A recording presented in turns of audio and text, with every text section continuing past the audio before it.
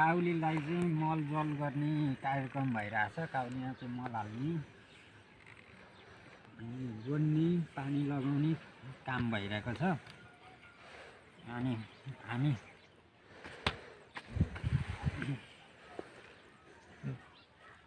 चाहिँ पुरै काउलीलाई पुरै मल हाल्ने यसरी टक्कसँगले काउलीका यतातिर देखा त काउली हाम्रो काउलीका बिरुवा कत्रो भएछन्। ल यस्तो कायदा भइरहेछ। काउलीका बिरुवा हुर्किँदैछन् टक्कसँगले। काउलीलाई चाहिँ यसरी सरेर पहिले रोप्ने बेलामा मल हालेको थिएन र चाहिँ अहिले चाहिँ काउलीलाई मल हाल्ने कार्यक्रम भइरहेछ। अब यसलाई टक्क मल छोप्ने कार्यक्रम हुन्छ। काट्दै ल एकचोटि।